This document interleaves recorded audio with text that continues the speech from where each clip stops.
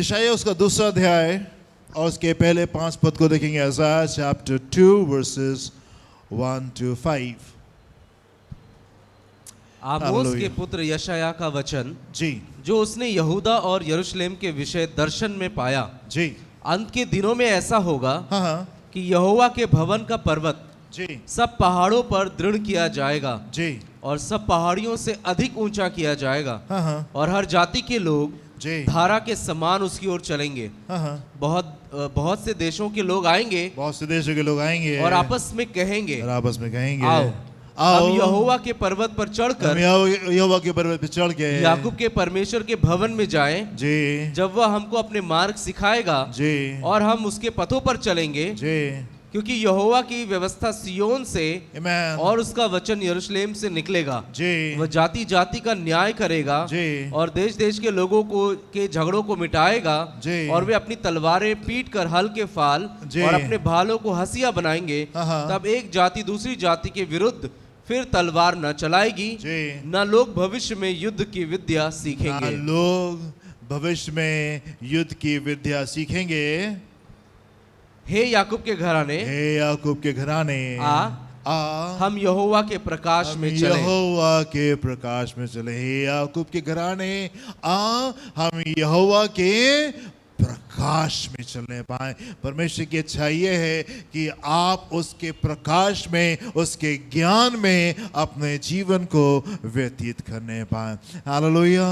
कुछ दिनों पहले की बात है और मैं कहीं जा रहा था एंड सामने से एक जन आ रहे थे और जब मैंने उनको देखा तो उनकी शक्ल जो थी वो उस जन से मिल रही थी, थोड़ी थोड़ी सी मिल रही थी उस जन से जो कि कुछ समय पहले कलीसिया के हिस्सा हुआ करते थे और काफी समय तक के वो हमारे साथ में थे। जैसे ही मैंने उनकी शक्ल को देखा मुझे अपने परिवार की याद आई और मैंने उनके लिए उसी समय, इससे पहले कि मैं कुछ सोचूं, इससे पहले कि मैं कुछ भी सोच सकूं, एकदम से फौरन मेरे अंदर से स्पॉन्टेनियसली उनके लिए प्रार्थना निकली। प्रभु जहां कहीं भी हैं आप उनको छुएं, आप उनको ब्लेस करें। यदि कोई संघर्ष है आप उसमें उनकी सहायता करें, यदि कोई बीमारी है आप उसमें उनको चंगाई दें। प्रभु उस परिवार को अपने अनुग्रह में रखें और आप अपने मार्ग में आगे की ओर लेके चले। कुछ समय पहले वो छोड़ करके चले गए, किसी और जगह पे जाते हैं, कोई दिक्कत नहीं। The moment I saw him, जैसे ही मुझे वो जन दिखाई दिया जिसकी शक्ल किसी दूसरे जन से मिल रही थी, मेरे अंदर से ये बात निकली। और उसके बाद में जब मैं वहां से जहां तक कि मुझे जाना था, जब मैं जा रहा था, प्रभु कुछ लोगों को याद दिला रहे थे और मैं एक एक जन के लिए जो पिछले दिनों हमारे हिस्सा थे अब नहीं है, मैं जेन्युइनली दिल की गहराई से मैं उनके लिए प्रार्थना कर रहा था। और जब मैंने उनके लिए प्रार्थना किया बस हैप्पी, मुझे बड़ी खुशी लगी और मैं सोचने लगा प्रभु ये कितना अद्भुत है। रिश्ते कई बार बड़े अच्छे होते हैं, बड़े खूबसूरत होते हैं, बड़े लंबे समय तक के बड़े अच्छे चलते हैं, पर हम जानते हैं कि रिश्ते कैसे खत्म होते हैं।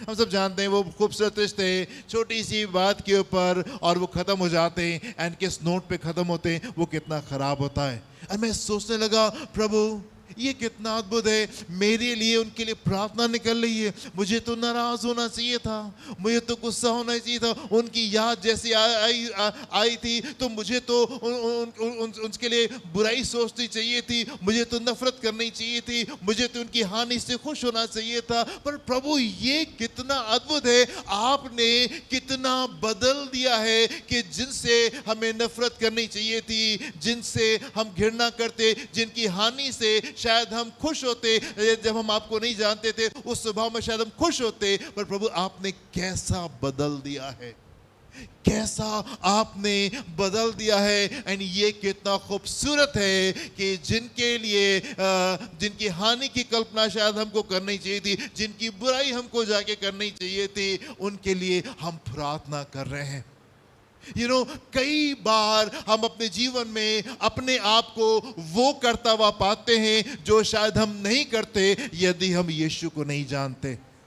ढेर सारी बार, so many times we find ourselves doing something that we shouldn't have been doing had we not met the Lord. कई बार हम वो काम को कर रहे होते अपने जीवन में जो शायद हम नहीं करते यदि हम यीशु को नहीं जानते।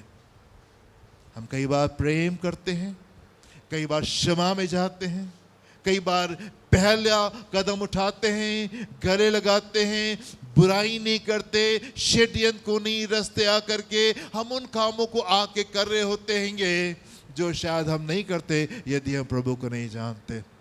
आमीन। ये लूका उसका 6 अध्याय 27 पद से 30 पद को देखेंगे। यहाँ पे प्रभु ने कुछ विशेष बातें कही हैं अपने लोगों से। लूका 6 अध्याय 27 से 30 पद।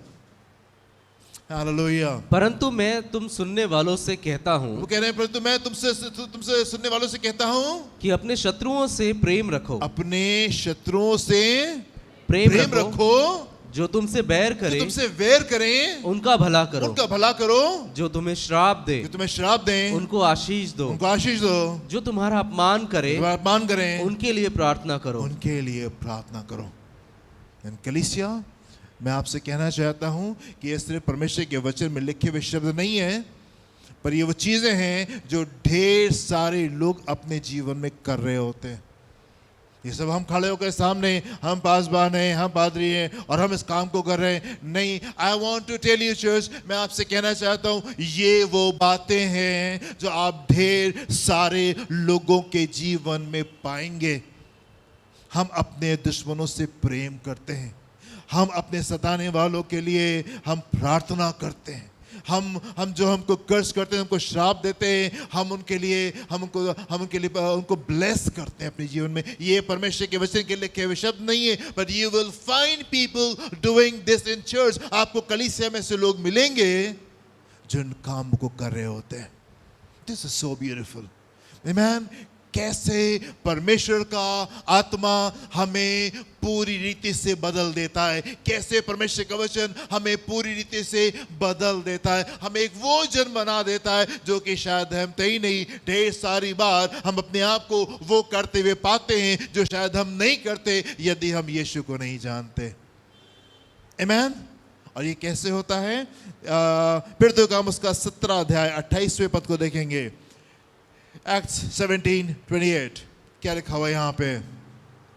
क्योंकि हम उसी में जीवित रहते, क्योंकि हम उसी में जीवित हम रहते उसी में जीवित रहते और चलते फिरते और चलते फिरते और स्थिर रहते हैं। और स्थिर रहते हैं। आमीन। हम उसी में जीवित रहते हैं और हम उसी में चलते फिरते हैं और हम उसी में स्थिर रहते हैं। In him we live, in him we move, and in him we have our being। ये असलियत है, ये पहचान है। राइट। वैसे में लिखा हुआ है कोई तुमसे कुर्ता मांगे तो उसको अपना दुहर भी दे देना, कोई बेकार में 1 मील लेके जाए उसके साथ तुम 2 मील चले जाना। And yes, we have people in the church. Yes, हमारे पास में कलीसिया में से लोग हैं जिनके जीवन को परमेश्वर ने पूरी रीति से बदल दिया है और हम इस काम को कर रहे होते हैं। कुछ समय पहले कलीसिया में एक गवाही थी, एक बहन को सोने की चेन मिली और उन्होंने उसको उठाया, उन्होंने उसको रखा और उन्होंने आसपास में कह दिया किसी की खो गई है तो ले जाइए, किसी की खो गई है तो उसको आकर के ले जाइए। कैसे परमेश्वर का आत्मा हमको बदल देता है, कैसे? Because in him we live, उसमें हम जीवित रहते हैं, उसमें हम चलते फिरते हैं और हम उसमें स्थिर रहते हैं। हालेलुया।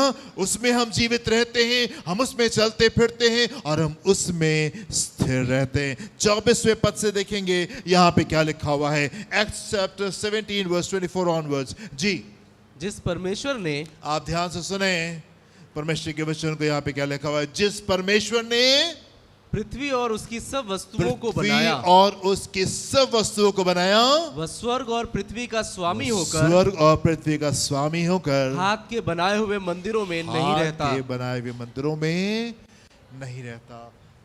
मैं आपसे कहना चाहता हूं, परमेश्वर को जाने, उसकी बुद्धि को समझें। Know his mind, try to know his thoughts. उसकी कल्पनाओं को समझने की कोशिश करें, उसकी बुद्धि को समझने की कोशिश करें। कौन सी वो बातें हैं जो उसके जीवन में हैं, कौन सी बातें वो कौन सी कल्पना है जो हमारे लिए करता है। परमेश्वर के कार्य करने के तरीके कैसे, वो कैसा परमेश्वर। आप सिर्फ उसकी आराधना करके अपने घर को ना चले जाएं, पर जब आप वचन पढ़ते हैं, जब आप शिक्षाओं को लेते, आप देखें, आप जाने वो कैसा परमेश्वर है। मैं पिछले हफ्ते आपको बता रहा था कि इस्राएल परमेश्वर के कार्यों को जानता था और मूसा परमेश्वर के तरीकों को जानता था। इस्राएल परमेश्वर के कार्यों को जानता, परमेश्वर कैसे बड़े बड़े कार्य कर सकते हैं ये इस्राएल को पता था। मूसा जानता था परमेश्वर के तरीकों को, वो कैसा परमेश्वर है। अगर आप अपने जीवन में एक ऊंचे स्तर के पर आना मांगते हैं, आवश्यकता इस बात की कार्यों से उठ करके आप उसके तौर तरीकों को समझें। वो कैसा परमेश्वर, वो क्या कल्पनाएं हैं जो वो कर रहा है, उसने क्या सोचा है, क्या सोच के उसने संसार को बनाया, क्या सोच करके उसने आपको बनाया, क्या सोच करके वो हमको आगे क्यों लेके चल रहा है, आगे में उसकी सोच क्या है, उसकी कल्पनाएं क्या है, ये आपको जानना है। And then things will be beautiful. Read again, फिर से पढ़ेंगे 24वां पद, क्या लिखा हुआ है यहाँ पे? जिस परमेश्वर ने पृथ्वी और उसकी सब वस्तुओं को बनाया, और उसकी सब वस्तुओं को बनाया। जिस परमेश्वर की हम आराधना करते हैं वो सर्वशक्तिमान परमेश्वर है। जिस परमेश्वर की आराधना संसार करता है वो सर्वशक्तिमान परमेश्वर है, जिसने सब कुछ को बनाया है। आसमान और जमीन और जो कुछ उसमें है, जो कुछ आप देख सकते हैं, जो कुछ आप नहीं देख सकते, जो कुछ आप समझ सकते हैं, जो कुछ आप नहीं समझ सकते, एवरीथिंग, just about everything, सारी चीजें उस परमेश्वर ने बनाई है। सारी बातें जाने, परमेश्वर सर्वशक्तिमान परमेश्वर है। He is supreme God, वो सर्वोच्च परमेश्वर है। एंड वो जो सर्वोच्च परमेश्वर है उसकी बुद्धि क्या है, उसकी सोच क्या है, वो क्या कह रहा है? वो जिस परमेश्वर ने जी पृथ्वी और आकाश और उसकी सब वस्तुओं को बनाया, जी वो स्वर्ग और पृथ्वी का स्वामी होकर जी हाथ के बनाए हुए मंदिरों में नहीं रहता। के बनाए हुए मंदिरों में नहीं रहता। परमेश्वर चर्च में नहीं रहते तो कहाँ रहते? हाँ, कहाँ रहते हैं? हाँ, थैंक यू चर्च, आपको मालूम है। आमीन। वैसे मैंने कहा तुम्हारी देह पवित्र आत्मा का मंदिर है। परमेश्वर यहाँ रहता है। परमेश्वर हाथ के बनाए हुए मंदिरों में नहीं रहता। परमेश्वर कहाँ रहते हैं? ये मंदिर है, ये मंदिर, इसलिए इसको पवित्र होना जरूरी है। नहा धो करके आप पवित्र नहीं हो जाते।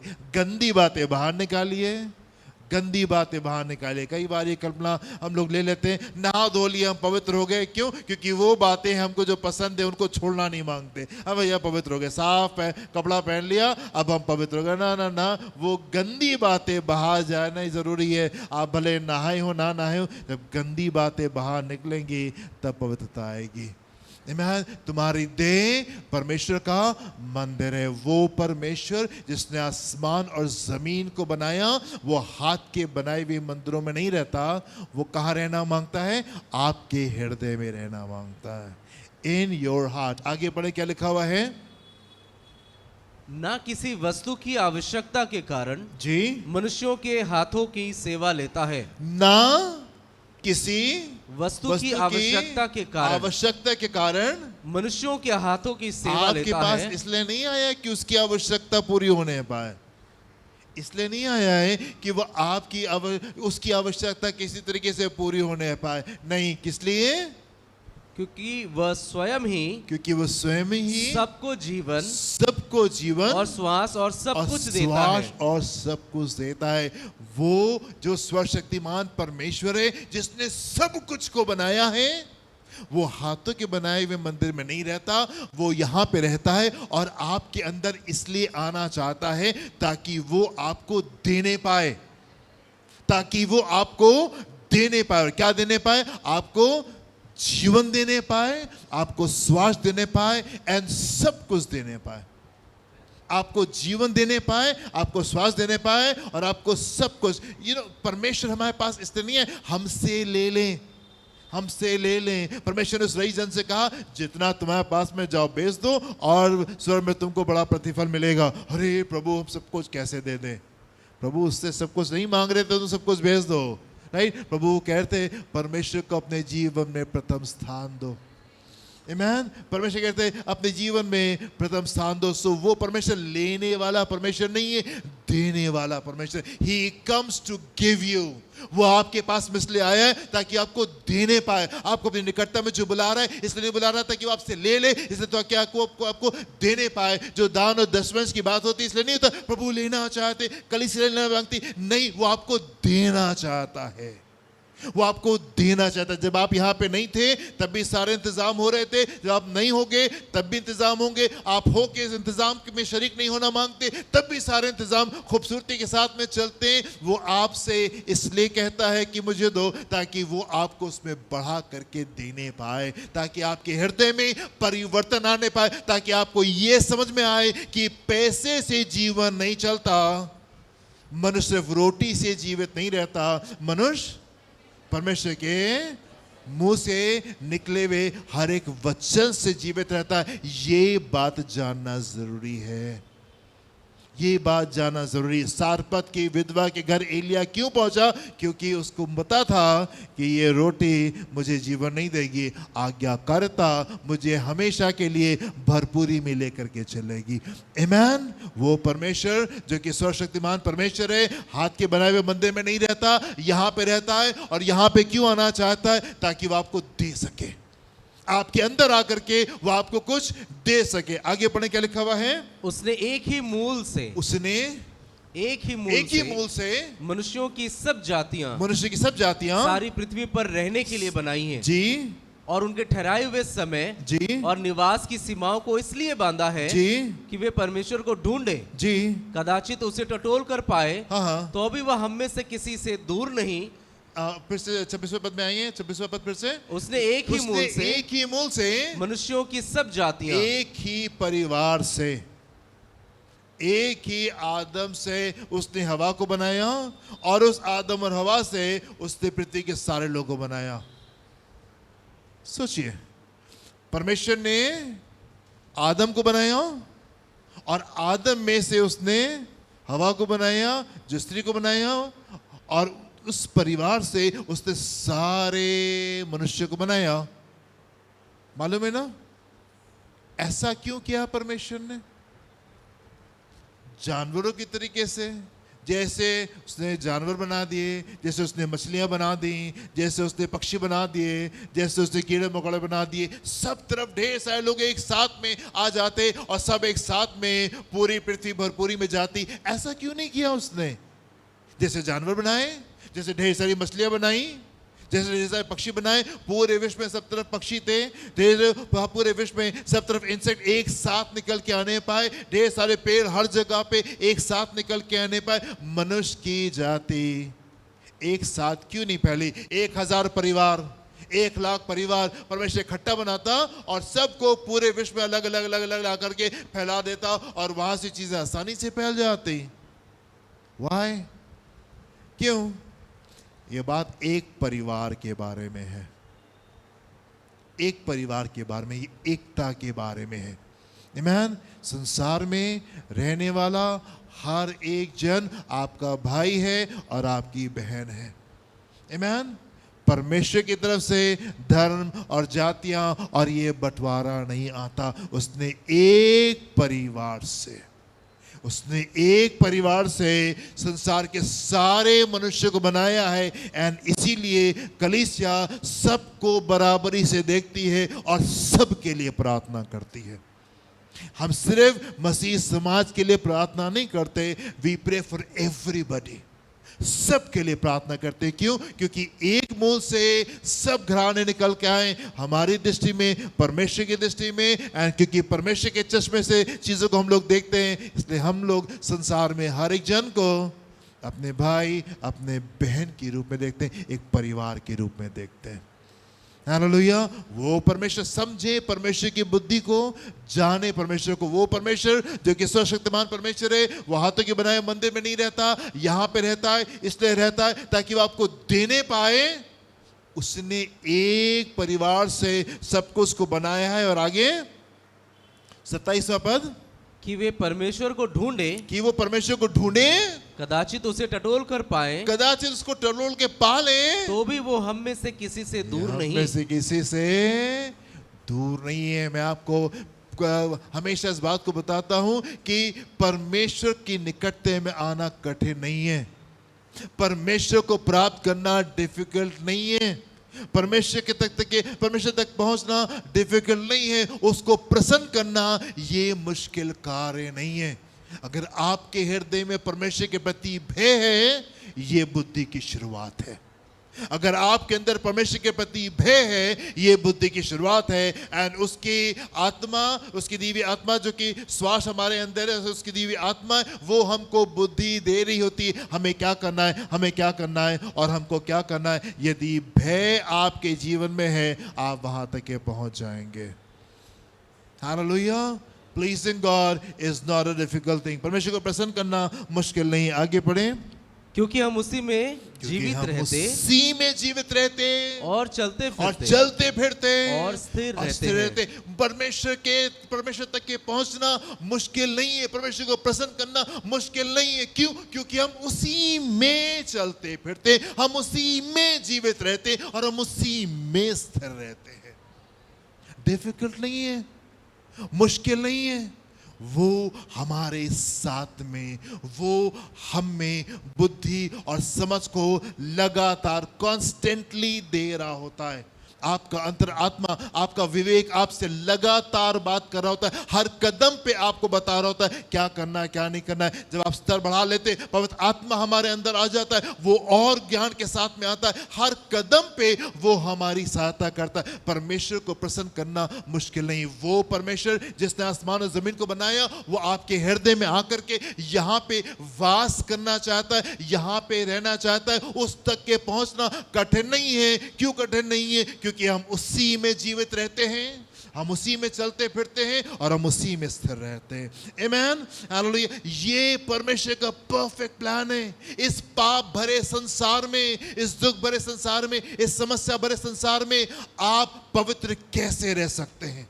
आप दुख भरे संसार में आप आनंदित कैसे रह सकते हैं? आप इतने विरोध के भरे संसार में आप एक जीवन को कैसे बिता सकते हैं? ऐसे बिता सकते हैं क्योंकि हम उसमें जीवित रहते हैं, हम उसमें चलते फिरते हैं और हम उसमें स्थिर रहते हैं। In him we live, in him we move, and in him we have our being। आज पेंटेकोस्ट का रविवार है। आज पेंटेकोस्ट का रविवार है। पेंटेकोस्ट का रविवार क्या होता है? योएल उसका 2 अध्याय 28वें पद को देखेंगे। Joel chapter 2 verse 28। उन बातों के बाद जी मैं सब प्राणियों पर अपना आत्मा उंडेलूंगा, तुम्हारे बेटे बेटियां भविष्यवाणी करेंगी जी, और तुम्हारे पुरनिये स्वप्न देखेंगे, आमीन, और तुम्हारे जवान दर्शन देखेंगे।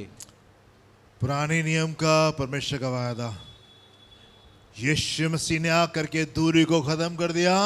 अब हम परमेश्वर से मेल कर सकते हैं, ना से मेल कर सकते हैं। परमेश्वर ने वादा किया अंत के दिनों में क्या होगा? मैं अपना आत्मा सब लोगों के ऊपर उंडेलूंगा। पेंटेकोस्ट संडे, पेंटेकोस्ट का रविवार क्या है? वो अपना आत्मा उंडेला है। जिस दिन उसने अपनी आत्मा को संसार के ऊपर उंडेला, लोगों ने पवित्र आत्मा के बपतिस्मे को प्राप्त किया। वो पेंटेकोस्ट का दिन था और आज वो दिन है, पेंटेकोस्ट का रविवार है। आज के दिन, आज से 2000 साल पहले पवित्र आत्मा उंडेला गया था। और यहाँ पे परमेश्वर का वादा है, अंत के दिनों में मैं अपना आत्मा सब मनुष्य के ऊपर, सब प्राणी के ऊपर उंडेलूंगा और तुम्हारे बेटे बेटियां भविष्यवाणी करेंगे, तुम्हारे पुण्य सपन देखेंगे और तुम्हारे जवान दर्शन देखने पाएंगे। स्तर को बदल रहा है परमेश्वर। वो आपको दर्शन देना मांगता है, वो आपको सपनों के द्वारा बात करना मांगता है, वो आपको विजन्स देना मांगता है, वो आपसे भविष्यवाणी कराना चाहता है, एक अलग स्तर के ऊपर कलीसिया को लेकर के जाना मांगता है। ये आज का दिन है। पुराने नियम में ये वादा था, नए नियम में हम इसको पूरा होते हुए देख रहेंगे। पेंटेकोस्ट का दिन क्या है? मैं अपना आत्मा सब मनुष्य के ऊपर उंडेलूंगा। सिर्फ कुछ खास नहीं, सिर्फ पास्टर्स नहीं, सिर्फ लीडर्स नहीं, मैं अपना आत्मा हर एक जन के ऊपर उंडेलूंगा। और सिर्फ लीडर्स नहीं, सिर्फ अगुवे नहीं, तुम्हारे बेटे बेटियां क्या करेंगे? हाँ, भविष्यवाणी करेंगे और तुम्हारे पुरनिये स्वप्न देखेंगे और तुम्हारे जवान दर्शन देखेंगे। परमेश्वर चाहता है कलीसिया, परमेश्वर चाहते हैं कि आपसे भविष्यवाणी होने पाए। परमेश्वर चाहता है कि वो आपको सपनों के द्वारा बात करे। परमेश्वर चाहते हैं कि वो आपको दर्शनों के द्वारा बात करने पाए। This is Pentecost Sunday. आगे पढ़ेंगे क्या लिखा हुआ है। यूहन्ना उसका 16वां अध्याय 7 और 8 पद को देखें क्या लिखा हुआ है। तो भी मैं तुमसे सच कहता हूँ, यीशु मसीह कहते हैं तो भी मैं तुमसे सच कहता हूँ कि मेरा जाना तुम्हारे लिए अच्छा है। जी, क्योंकि यदि मैं ना जाऊं तो वो सहायक तुम्हारे पास ना आएगा, जी, परंतु यदि मैं जाऊंगा तो उसे तुम्हारे पास भेज दूंगा। वह आकर संसार को पाप और धार्मिकता और न्याय के विषय में निरुत्तर करेगा। जी, प्रभु यीशु मसीह ने कहा कि मेरा जाना तुम्हारे लिए जरूरी है। अगर मैं नहीं जाऊंगा तो पवित्र आत्मा नहीं आएगा। चेलों ने कहा प्रभु आप मिल गए, अब तो आपको जाने नहीं देंगे, आपको पकड़ लेंगे, अब आपको नहीं जाना है। नहीं, प्रभु ने कहा ना ना ना, मुझे जाना जरूरी है। मैं जाऊंगा तब मैं पिता से विनती करूंगा और वो तुमको पवित्र आत्मा से भरेगा, जो तुम्हारे साथ में हमेशा रहेगा। जो तुम्हारे साथ में हमेशा रहेगा। परमेश्वर जिसने आसमान और जमीन को बनाया है, वो मनुष्य के बनाए हुए, महात्मा के बनाए हुए मंदिर में नहीं रहता, वो चर्च में नहीं रहता। वो कहाँ रहता है? यहाँ रहना मांगता है। एंड आज वो दिन है जिस दिन पवित्र आत्मा उंडेला गया लोगों के अंदर, वो आकर के वास करने पाया। पीड़ितों के काम उसका 2 अध्याय 1 पद से 4 पद को देखेंगे क्या लिखा हुआ है।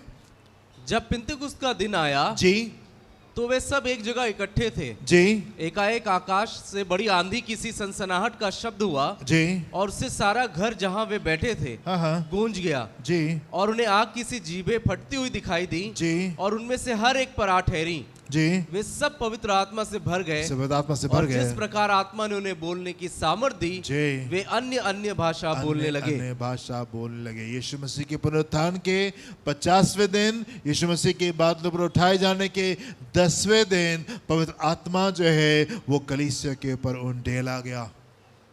आग से फटी हुई ज़बानें उनको सुनाई दी। अन्य अन्य भाषा में लोग प्रार्थना करने लगे जब वो पवित्र आत्मा से भर गए। जब वो पवित्र आत्मा से भर गए, ये क्या हो रहा है? परमेश्वर अपने मंदिर में आ रहे हैं। आमीन। परमेश्वर अपने मंदिर में आ रहे हैं। आपने कभी मंदिर के बाहर परमेश्वर को देखा है? ना ना ना, परमेश्वर तो मंदिर के अंदर होते हैं, मंदिर के बाहर थोड़ी होते हैं। तो परमेश्वर कहाँ होना जरूरी है? यहाँ होना जरूरी है। आमीन। आज के दिन 2000 साल पहले पेंटेकोस्ट संडे के दिन, यीशु मसीह के पुनरुत्थान के 50वें दिन, 7 हफ्ते कंप्लीट होने के बाद में 50वें दिन पवित्र आत्मा उंडेला गया था। और ये वो दिन है। हालेलुया। ये वो दिन उसने वादा किया था कि मैं अपना आत्मा सब लोगों के ऊपर उंडेलूंगा। तुम्हारे बेटे बेटियां जो हैं वो भविष्यवाणी करेंगे, तुम्हारे पुण्य स्वप्न देखेंगे, तुम्हारे जवान दर्शन देखेंगे। एंड इस वायदे को पूरा करने के लिए प्रभु ने कहा मेरा जाना जरूरी है, मैं जाऊंगा तभी पवित्र आत्मा आएगा। एंड पेंटेकोस्ट के दिन पवित्र आत्मा उंडेला गया लोगों के जीवन में, लोगों के अंदर पवित्र आत्मा आने पाया। इस मंदिर में वो ठहरने पाया। पवित्र आत्मा के विषय पे मैंने आपको बहुत शिक्षा दी है, पिछले दिनों में बहुत शिक्षा दी है। आप घर में जा करके यूट्यूब के पर जा करके उन शिक्षाओं को ले सकते। कम से कम 8-10 घंटे की शिक्षा वहाँ पे पड़ी हुई है। बहुत विशेष शिक्षा है, आप उसको जाके दोबारा से देख सकते हैं। आगे चलेंगे हम लोग। मैं संक्षेप में आपसे बात कर रहा हूँ, importance of the holy spirit. पवित्र आत्मा का महत्व आपके जीवन में क्या है? पवित्र आत्मा है, वो हमारे अंदर आना चाहता है, पर हम क्यों लें? क्यों जरूरी है हमारे लिए पवित्र आत्मा? देखेंगे यूहन्ना उसका 3 अध्याय 1 पद से 6 पद को। क्यों पवित्र आत्मा आपके लिए आवश्यक है? आप कलीसिया में आते हैं, वचन पढ़ते हैं, प्रार्थना करते हैं, आश्चर्य कर्मों को आपने देखा है और प्रभु की बातें आपको अच्छी लग रही हैं, बुराई छोड़ करके प्रभु के मार्ग के ऊपर चल रहे हैं। It is also very good, ये बड़ी अच्छी बात है, पर ये कंप्लीट नहीं है। ये कंप्लीट नहीं है। क्या लिखा हुआ है? यूहन्ना उसका 3 अध्याय 1 पद से 6 पद को देखेंगे जी।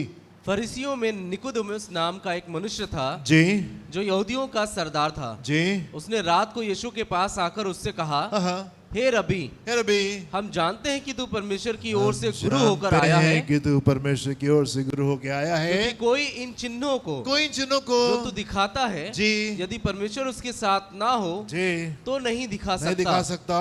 यीशु ने उसको उत्तर दिया, यीशु ने उसको मैं उत्तर तुझसे दिया, सच सच कहता हूँ, मैं तुझसे सच सच कहता हूँ, यदि कोई नए सिरे से ना जन्मे, यदि कोई नए सिरे से ना तो जन्मे, परमेश्वर का राज्य देख नहीं सकता। परमेश्वर का राज देख नहीं सकता। निकोदेमुस ने उससे कहा, जी मनुष्य जब बूढ़ा हो गया जी तो कैसे जन्म ले सकता है? जी क्या वह अपनी माता के गर्भ में दूसरी बार प्रवेश करके जन्म ले सकता है? जी यीशु ने उत्तर दिया, जी मैं तुझसे सच कहता हूँ, जी जब तक कोई मनुष्य जल और आत्मा से न जन्मे, जी तो वह परमेश्वर के राज में प्रवेश नहीं कर तो सकता। परमेश्वर के राज प्रवेश नहीं कर सकता। क्योंकि जो शरीर से जन्मा है शरीर से वो जन्मा शरीर है, है, वो शरीर और है, जो आत्मा से जन्मा और है जो आत्मा से वो जन्मा आत्मा है। वो आत्मा है।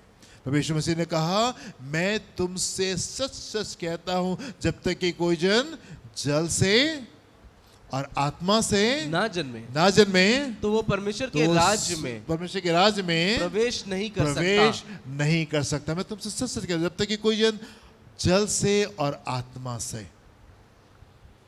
संसार में परमेश्वर की आशीषों को लेके बड़े खुश रहिए। स्वर्ग जाने की अगर आपका कोई भी सपना है तो उसको पूरा करने के लिए जरूरी है कि जल से और आत्मा से नया जन्म प्राप्त करना जरूरी है।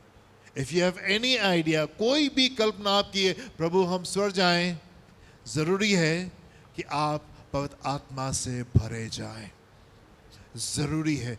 मैं तुमसे सच सच कहता हूं कि जब तक कोई मनुष्य जल और आत्मा से ना जन्मे तो वो परमेश्वर के राज में प्रवेश नहीं कर सकता। परमेश्वर के शब्द को कोई डिस्काउंट नहीं कर सकता, कोई कम नहीं कर सकता। अरे इसका मतलब ये होगा, ना ना, मैं तुमसे सच सच कहता हूं। पवित्र आत्मा का महत्व आपके जीवन में क्या है?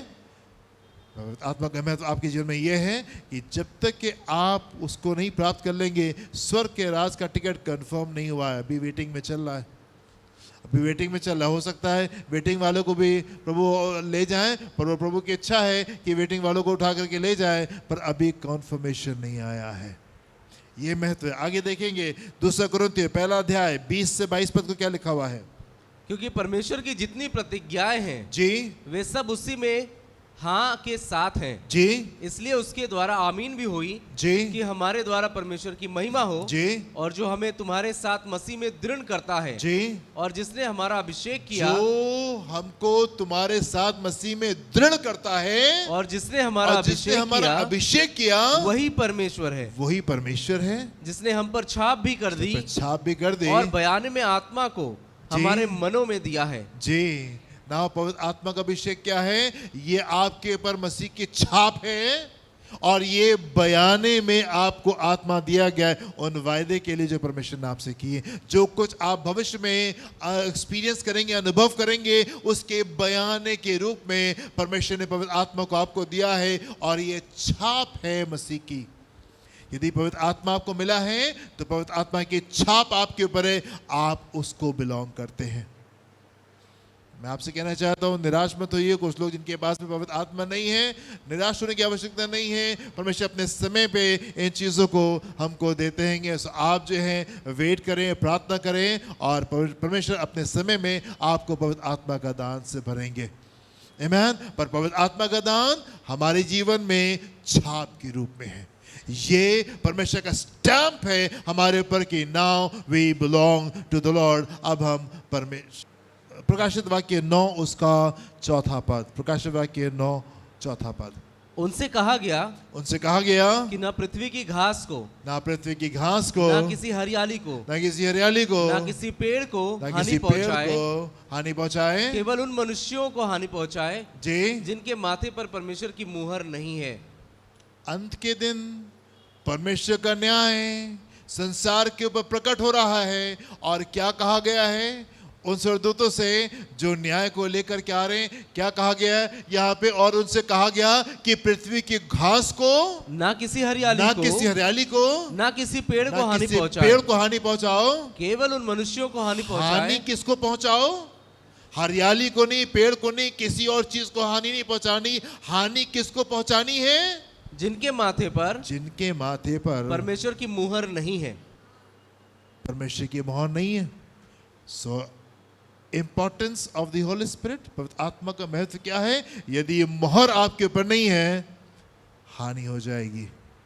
यदि ये मोहर आपके ऊपर नहीं है, हानि हो जाएगी। ये वो गिफ्ट है, ये वो सबसे बड़ा गिफ्ट है जो परमेश्वर आपको देना चाहते हैं। ये क्यों जरूरी है? ये जरूरी इसलिए कि ये जो मंदिर है सर्वशक्तिमान परमेश्वर का, परमेश्वर इसमें वास करना चाहते हैं और वो चाहते कि हम उसमें चलें, हम उसमें फिरें और हम उसमें स्थिर रहने पाए, हम उसमें जीवित रहने पाए, हम उसमें चले फिरे और हम उसमें स्थिर रहने पाए। ये परमेश्वर की इच्छा आपके लिए, इसलिए जरूरी है। एक और पद को देखेंगे हम लोग, रोमियो उसका 8वां अध्याय उसके 9वें पद को देखें क्या लिखा है। रोमियो 8 उसका 9वां पद। परंतु जबकि परमेश्वर का आत्मा जी तुम में बसता है, तो तुम शारीरिक दशा में नहीं जी परंतु आत्मिक दशा में हो। जी यदि किसी में मसीह का आत्मा नहीं, यदि किसी में मनुष्य का परमेश्वर का आत्मा नहीं, तो वो उसका जन नहीं। तो उसका जन नहीं। सिंपल। परमेश्वर यहाँ पे क्या कह रहे हैं? यदि तुम्हें मेरा आत्मा नहीं है, you don't belong to the Lord. आप कलीसिया में आ सकते हैं, आप आनंद को प्राप्त कर सकते हैं, आप शिक्षाओं को ले सकते हैं, चंगाई को प्राप्त कर सकते हैं, परिवर्तन को प्राप्त कर सकते हैं, पर आप उसके नहीं है। पर आप उसके नहीं, आप उसके कब होंगे? तो पवित्र आत्मा की छाप आपके ऊपर लगेगी। आप महसूस कर सकते हैं कि आप उसके हैं। आप इस कल्पना में खुश हो सकते हैं कि एक दिन आप बादलों पर उठाए जाएंगे, आप स्वर्ग में जाएंगे, पर ऐसा है नहीं। ये तब होगा जब पवित्र आत्मा की स्टैम्प आपके ऊपर होने पाएगी। मैं आपसे कहना चाहता हूं, जो लोग इंतजार में हैं, आप घबराएं नहीं, परेशान नहीं हो, प्रार्थना में रहें। परमेश्वर अपने समय में आपको पवित्र आत्मा से भर देंगे। बहुत से लोग होंगे जो कि वेटिंग वाले भी होंगे और उनको भी प्रभु अपने साथ में लेकर के जाएंगे। पर ज़रूरी है कि जिनको नहीं मिला है, आप ठहरे और आप कहें, प्रभु मुझे पवित्र आत्मा से आप भरें। बहुत से ऐसे लोग होंगे जिनको पवित्र आत्मा नहीं मिला है, वो भी बादलों पर उठाए जाएंगे, वो नरक में नहीं जाएंगे। लेकिन जब तक के समय है, हम परमेश्वर से मांगने पाएं, हम परमेश्वर के सामने ठहरने पाएं। वो चोर जो कि क्रूस के ऊपर लटका था, उसके पास में बपतिस्मा लेने का समय नहीं था, उसके पास में पवित्र आत्मा का दान पाने का समय नहीं था, और इसलिए बगैर बपतिस्मे के, बगैर पवित्र आत्मा को प्राप्त किए, वो स्वर्ग के राज में उठा लिया गया। पर जिनके पास में समय है, उनके लिए ज़रूरी है कि वो परमेश्वर के सामने ठहरे कि प्रभु हमको पवित्र आत्मा से आप भरें। सही समय पे आप बपतिस्मे को लें, पानी के बपतिस्मे को लें एंड ठहरेंगे, ताकि सभी समय पे परमेश्वर आपको पवित्र आत्मा का अभिषेक देने पाए। क्यों? इसलिए ज़रूरी है क्योंकि ये परमेश्वर की मोहर आपके लिए। इसलिए ज़रूरी है कि बगैर जल और आत्मा के कोई जन स्वर्ग में प्रवेश नहीं कर सकता। इसलिए ज़रूरी है कि नए जन्म को आप प्राप्त करने पाएं। क्यों ज़रूरी है? क्योंकि जो शरीर से जन्मा है वो शारीरिक है, और जो आत्मा से जन्मा है वो आत्मिक है। आप आत्मिक जीवन तब तक के नहीं जी सकते जब तक कि आप पवित्र आत्मा से भरे नहीं जाएं।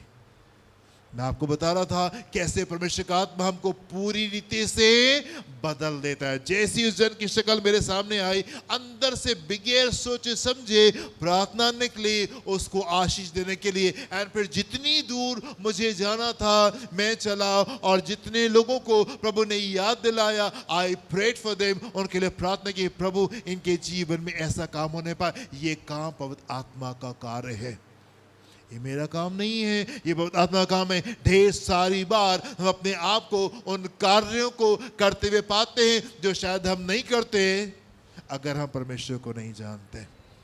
ये परमेश्वर के कार्य है। आमीन। आगे चलेंगे, यशायाह उसका 2 अध्याय पहले पद से देखेंगे। अपने टेक्स्ट में वापस आएंगे, यशायाह चैप्टर 2 वर्सेस 1 to 5। जी। आमोस के पुत्र यशायाह का वचन, जी, जो उसने यहूदा और यरूशलेम के विषय जी दर्शन में पाया। जी। अंत के दिनों में ऐसा होगा, अंत के दिनों में ऐसा होगा कि यहोवा के भवन का पर्वत सब पहाड़ों पर दृढ़ किया जाएगा, और सब पहाड़ियों से अधिक ऊंचा किया जाएगा। पहाड़ियों से अधिक ऊंचा किया जाएगा।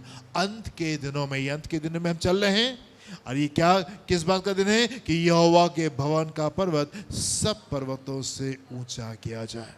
परमेश्वर अपने लोगों को, अपनी कलीसिया को सब में ऊंचा करना चाहते हैं। सब में ऊंचा करना चाहते हैं। कैसे होगा? जब आप में परमेश्वर के कार्य होंगे तब आप ऊंचाई पर पहुंचेंगे। कैसे होगा? जब पवित्र आत्मा आपके जीवन में आएगा, जब आप उसमें जीवित रहेंगे, जब आप उसमें चले फिरेंगे, जब आप उसमें स्थिर होंगे, जब उसकी बातें जो वो आपको सिखा रहा है, जो कि आपके स्वभाव के विपरीत है, जो कि आपके चरित्र के विपरीत है, जब आप उन बातों को सीखेंगे, जब आपके अंदर से परमेश्वर की बातें दिखाई देंगी, जब वो आपके अंदर होगा तभी वो आपके अंदर से बाहर की ओर दिखाई देगा। मैंने कई बार आपसे कहा है कि झगड़ा अलग हो जाना जो है वो बहुत आसान होता है, प्रेम करना बड़ा मुश्किल होता है।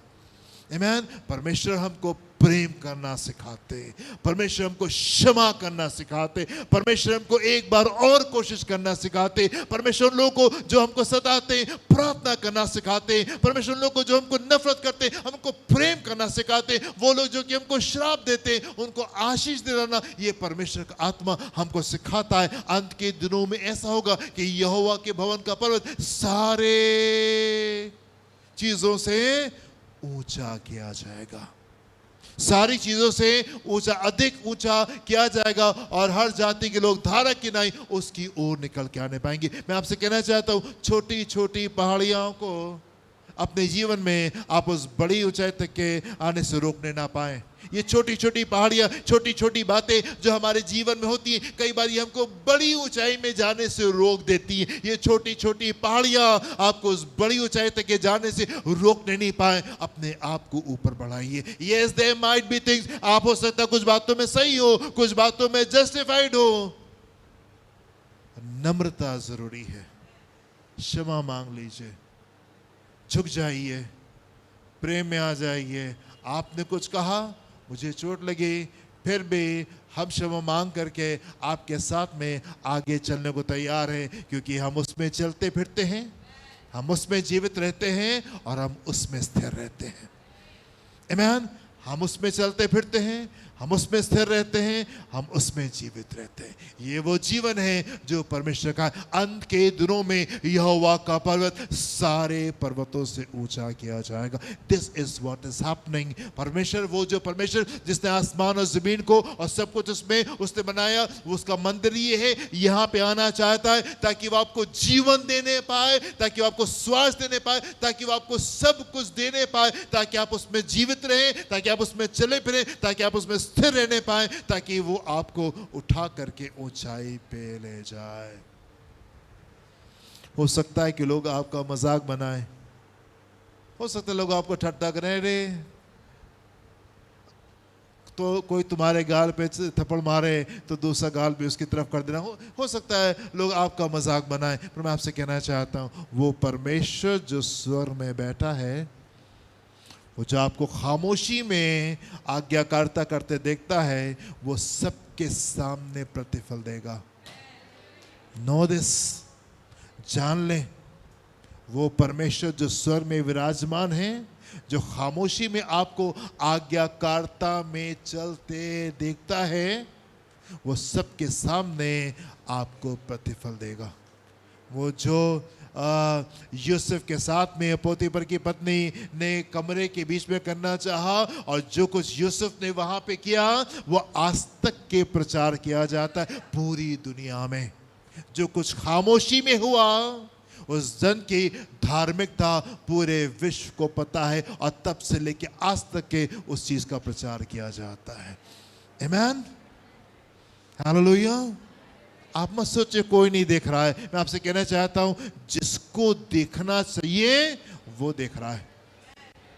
जिसको देखना चाहिए वो आपके हृदय की सच्चाई को देख रहा है। हो सकता है लोग उन बातों को ना समझ पाए, लोग आपको गलत समझ जाएं, लोग आपका विरोध करें, लोग आपसे उल्टा सीधा बलवा करें, पर आपके मन की सच्चाई परमेश्वर देख रहा है और वो प्रतिफल देगा। अंत के दिनों में यहोवा के भवन का पर्वत सारे पर्वतों से ऊंचा किया जाएगा। कैसे? जब पवित्र आत्मा आपके अंदर होगा। जल्दी से खत्म करेंगे, आगे देखिए क्या लिखा हुआ है यहाँ पे।